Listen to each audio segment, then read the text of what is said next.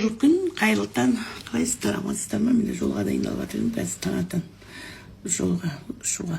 Мына кешегі Әйгерім Төрехан спортшы қызымызды жеңісін мойындамаған төрешіні жауапқа тарту керек, халықтың атынан сұраймыз соны. Демасқара мына спорт саласындағы былық қай уақытта тоқтайды? Әділдік жоқ. Қашанға дейін біз осы Ресей мемлекетіне осылай жалбақтап жүреміз? Алатын алып отыр ғой бұл орыстар. Енді бұл жеңісті де әділ өзіміздің құқығымызды, өзіміздің немізді қорғауымыз керек қой, намысымызды. Неге масқара мына төрешілер? Халық болып сұраймыз біріншіден. Әйгерімді жылатқан төреш жауапқа тартылсын. Кәнекей сый сияпаттарын көріп ана баланың көз жасын сүрту керексіздер. Ештеңе білмейміз. Екінші, мына қай күні бір жерге осы КВНчикті апарып спорт саласына басшы қылды. Осындай былықтар сосын тоқтамайды ғой. Ол жер маймылын ойнатып. Не анау шошаңдаған бәле? Қазақстанның заңдары осындай кезде әсер етіңдер шеш. Қазақ елі кешегі ағамыздың одне аттанды ғой, енді артын шулатып жатқан сауатсыз, ешқандай елге жаны ашымайтын жексұрындардың әңгімесі бізге боққа да кереміз. Президент бастаған үкіметке ескертеміз.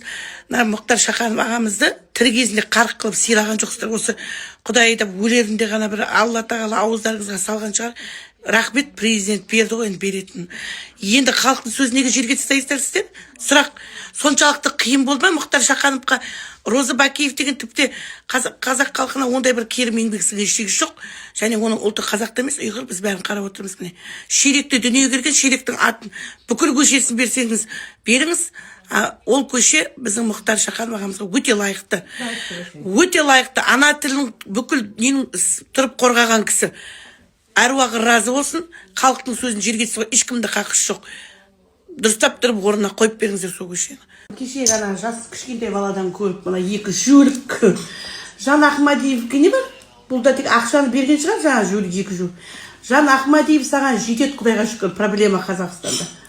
Жазықсыз жаңа кетіп жатқан біреудің баласының обалына қалма, бір жеріңді қыс, Жан Ахмадиев. Бұл да тек құтырайын деген көзі алақтап. Сол екі елі, сол екеуінің бір жері, екі елі бір жерінен басқа сені шаруа қалмай қалды ма Қазақстанда? Құдайға шүкір, айтатын болса сен осы білгіш деген сайын бояушы бетін бояды, сені кірейін еркек басымен. Сөзін сөйлейтін адам тапқан екен. Сен осы Қазақстанға екі қатын ұстап тұрған, білмейсің ме? Біреу Баян Шаян, біреу жаңа Динара, екеуі екі бай еркек ұстап алған. Қазір деген тек жерге түкірігі түспей тұр сол екеуінің. Бірақ істеп жатқан бір қазақша сөйлеп еліне жаны ашымайды. Істеп жатқандарын бәрі тек ол өздері бай дейді, сол екі қатын ешкім ештеңе білмейді. Тек өтірік әңгіме. Кеше ана показ күшті болып жатыр, енді масқара. Қарадым жаңа Динара Сәтжанмен. Жұрттар жазып жатыр, қалай қарауға болады, қаяққа барып десе, бұл жерге арнайы шақыртқан адамдар келеді деп қойды. Ол арнайы шақыртқандарын көріп отырмын. Кіл жаңағы байлары осы үкіметтің шөпкет шарларын, соны қатындар бастары қақайып отыр барып. Бір кедей жоқ айтып, жаңағы ең болмаса қатысқан қыздар көрініп тұр. Дизайнердің жұмыстары, бірақ көбісінің материалдары арзан көрініп тұр, мынаусы жоқ екен шамалы. Бастары бар, мынаусы жетпей тұр. Соны енді хотя поддержка бердің ба сен, Баян Шаян? Баяғыда мен сөйтіп ана Рысбалаға тиіскенімде, ойбап, бұғатын тек басы сауатсыз қатын болды, ойдай. Менімен арпалысты ғой, мына Баян да, Айнұр Тұрсынбаеваның да бір жақсы жер. Гүлзираң да, бірақ мен туралы 1 грамм сөз айтпайды, намаса эфирлеріне кіріп айтып көрдір. Олар, значит, текті болып тұрма сонда. Ана Тұрсынбаеваға мен дымын қоймайым ғой, сосын бір күн жаңа ақын қыз соның подружкасы ғана мен қасымда жүреді, Жолдыз Қазихан деген. Ол жөйлік құрса, оны қой. Ол жаңа бүйтіп жүреді, екі ортада түлік сияқты. Сол, оламайды маған сол қылықтар. Сол жаңағы, сол бір күн айтып келеді, Айнұр Тұрсынбаева айтыпты, мен ол кісіні тыңдаймын деп. Өйткені менің сөзім оған әсер ететін, ол айтады дейді. Мен енді шынымызды айтсақ, бізге Қазақстанда бәрі адамдар шылбақтайды дейді. Біздің қазақтар сондай көтләксіңдер ғой жүрген. Жаңа бізге ешкім олар айтпайды. Мен ана ханымға риза боламын деп айтады. Негізі действительно түзелем мен деп. Ана мынауын түзейді кіз мен. Ал енді мына кеше біз енді осы көп істі елдің ішінде қатты шу шығарған әңгімелерге біз үнемі пікір білдіргесін халық бізден сұрап жатсыздар, иә? Мына кешегі асабаның жағдайы. Енді ол асаба мен өз әйелін шын сүйді дегеніме күмәнім бар. Біздің қазақта жоқ менталитет ол. Мынау деген ұят нәрсе.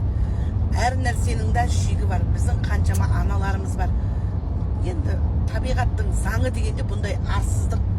Тіпті ешкім видеоға түсірмегенде де, сені ешкім өзің түсірмегенде Құдайдан қорқу керек қой бұндай адамдар. Ол деген бетімен еткен адамдардың ісі. Алла тағаланың жіберген жазасы ол екеуіне. Түсінікті ма, екеуіне? Ұят нәрсе. Әр нәрсенің ұяты да болу керек, шегі де болу керек.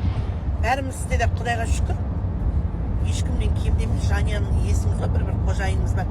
Бірақ бұндай арсыздыққа ешқашан адам бара бермейді.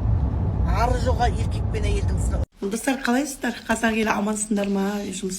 Мына кеше ғана хан деген жексұрын мен бір әйел бұзақы істеген қылықтары деген адамшылшылық, қазақи нәрсеге жат қылықтар. Ана кішкентай баладан не көріп жатыр? 16 жасар баладан. Ол ескертіп қояйын, мабей көріп бәрімізді шақырамыз ғой кейде. Олар деген көбісі көп балалы балалар ғой, көп балалы үйден шыққан балалар, қосымша жұмыс болып кейде келет бәрімізге де. Еңбегін береміз, мысалы. Ұят қой, мына әпейдік жігіт қалауылымда жүрген жүгірік. Ана істеген қылығың сенің адам емес, малдың ісі ғой. Сені Құдайдың жіберген жазасын олай біреуден көруді доғару керек. Кішкентай баланы мойнына іліп қойып, қара бұл жексұрын. Не бір қатын екеуі. Ел шошырлап нәрселер жасап алып, неге біреуден көресіздер? Бұл сіздерге жіберген Аллах тағаланың жазасы. Елге күлкі болсаңдар, сондай әрекетке бармау керек. Адамнан тығылғанмен Құдайдан тығыла алған жоқсың. Құдай қалай екен?